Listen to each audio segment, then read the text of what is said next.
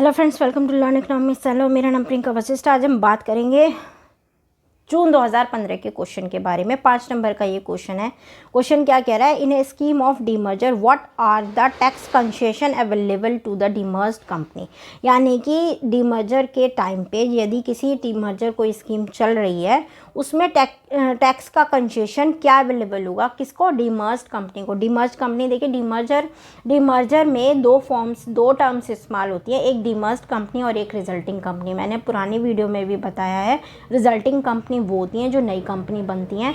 यानी कि ए कंपनी है, उसका डीमर्जर हो रहा है, उसके बाद दो नई कंपनी फॉर्म हुई, बी और सी। तो जो ए कंपनी है वो डीमर्ज्ड कंपनी होगी और बी और सी क्या होंगी? उसकी रिजल्टिंग कंपनी होंगी। ठीक है, तो अब ये यहाँ पर ये क्वेश्चन में पूछ रहा है, इन्हें स्कीम ऑफ डीमर्जर, यानी कि डीमर्जर हो रहा है, उसकी स्कीम में टैक्स का बेनिफिट डीमर्ज्ड कंपनी के लिए। डीमर्ज्ड यानी कि जो ए है, जिसका डीमर्जर हुआ है, जिससे दो कंपनियां निकली हैं बी और सी, उस ए कंपनी को क्या क्या टैक्स का कंसेशन मिलेगा जब डीमर्जर के टाइम पे। ये सिंपल क्वेश्चन ये पूछ रहा है, 2015 में ये क्वेश्चन आया है।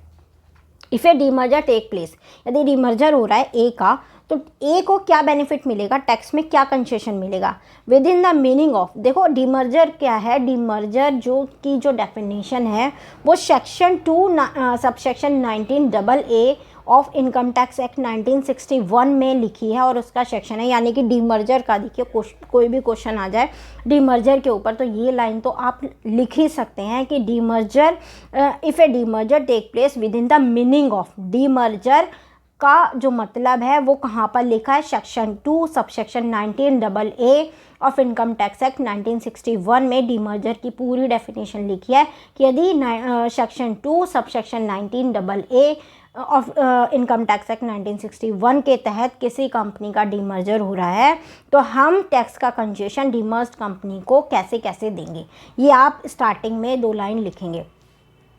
ये आपके लिए इम्पॉर्टेंट है, ये याद करना। देखिए क्वेश्चन, ये जो कॉर्पोरेट रिस्ट्रक्चरिंग है, इसमें क्वेश्चन जो है वो इम्पॉर्टेंट होते हैं।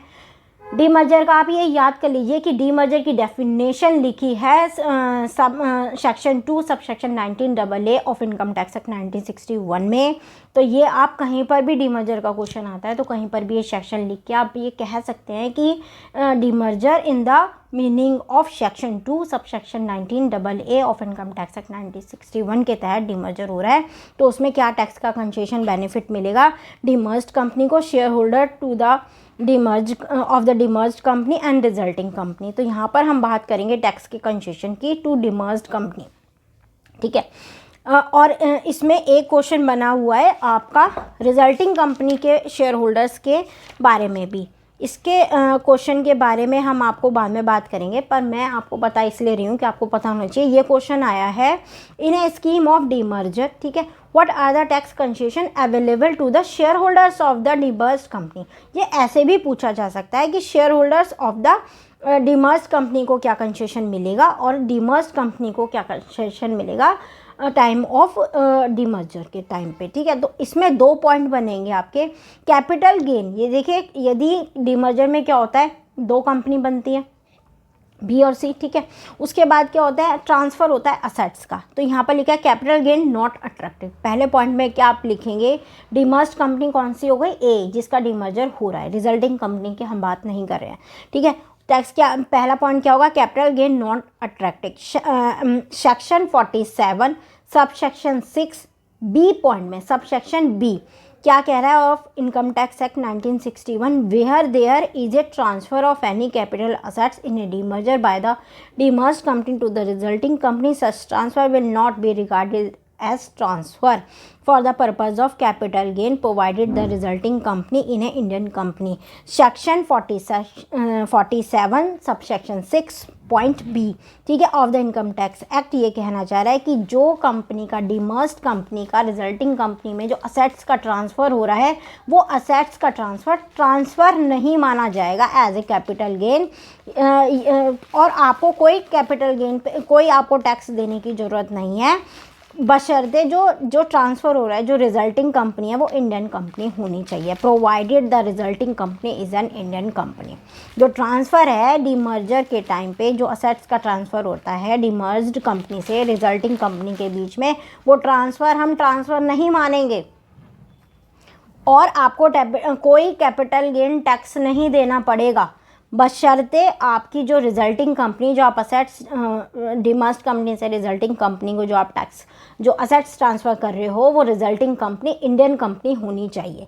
ये कौन से सेक्शन में लिखी है? सेक्शन 47 सबसेक्शन 6 सबसेक्शन बी में, ठीक है। उसके बाद क्या कह रहा है सेकंड पॉइंट में? Tax relief to a foreign demerged company. अब यहाँ पर ये तो हो गई इंडियन कंपनी के बारे में। अब यदि फॉरेनर है, फॉरेन डीमर्ज्ड कंपनी है, तो क्या कहे, तो फिर ये बताता है सेक्शन 47 सबसेक्शन 6 का सबसेक्शन पॉइंट सी, ये था बी।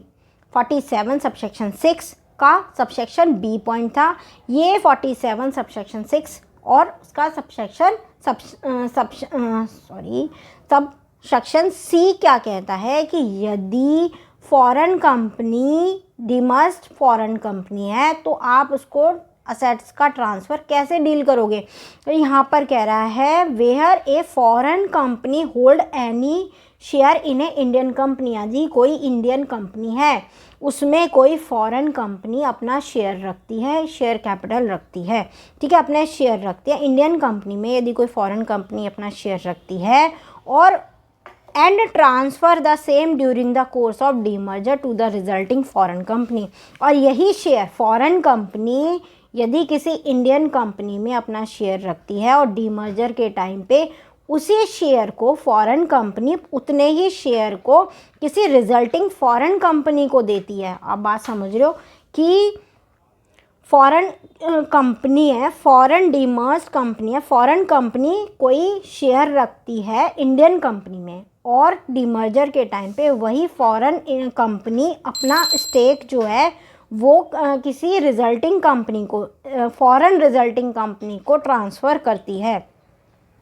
तो ये जो ट्रांसफ़र है वो ट्रांसफ़र हम नहीं मानेंगे, बशर्ते सेक्शन 45 की कंडीशन पूरी होनी चाहिए। आप समझ रहे हैं कि कोई इंडियन कंपनी है, मान लीजिए ए, कोई एग्जांपल के उस पर समझा रही हूँ, मान लीजिए ए कोई इंडियन कंपनी है और बी फॉरेन कंपनी है, तो बी जो फॉरेन कंपनी है वो ए कंपनी में, जो इंडियन कंपनी है ए, उसमें अपना कुछ शेयर रखती है और डीमर्जर हो रहा है। तो डीमर्जर के टाइम पे यदि फॉरेन कंपनी अपना वही स्टेक किसी रिजल्टिंग फॉरेन कंपनी को ट्रांसफ़र करती है तो ये ट्रांसफ़र भी हम ट्रांसफ़र नहीं मानेंगे, बशर्ते सेक्शन 45 की जो कंडीशन है वो फुलफ़िल हो तो हम इस ट्रांसफ़र को ट्रांसफ़र नहीं मानेंगे और आपको कैपिटल गेन टैक्स नहीं देना पड़ेगा। वो दो कंडीशन कौन सी है जो सेक्शन 45 बताता है?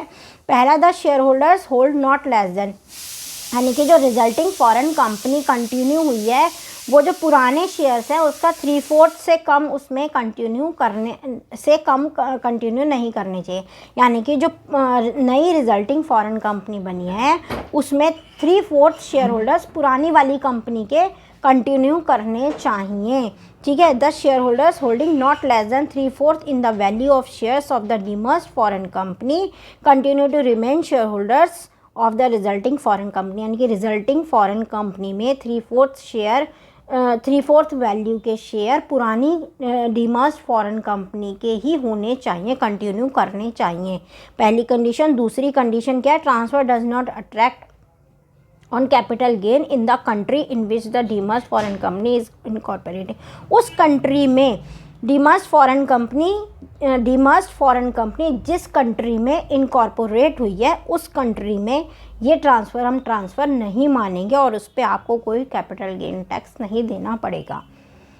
दो कंडीशन कौन सी है? कि फॉरेन डीमर्ज्ड कंपनी जो है उसके 3/4 वैल्यू के शेयर्स फॉरेन रिजल्टिंग कंपनी में कंटिन्यू करे। दूसरा, जो डीमर्ज्ड फॉरेन कंपनी है जिस कंट्री में वो इनकॉर्पोरेट हुई है उस कंट्री में आप ट्रांसफ़र को ट्रांसफ़र नहीं मानोगे और आप पे कोई कैपिटल गेन ट्रांजैक्शन नहीं लगेगी, कैपिटल गेन टैक्स नहीं लगेगा। क्लियर हो गया आपके?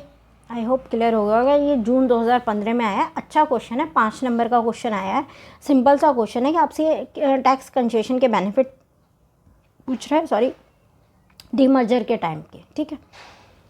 तो कुछ समझ में आया हो तो आप बताना, यहाँ तक वीडियो देख लिया तो लाइक करना, शेयर करना, सब्सक्राइब करना चैनल को, और कुछ डाउट हो तो कमेंट बॉक्स में पूछना, ठीक है। बाय।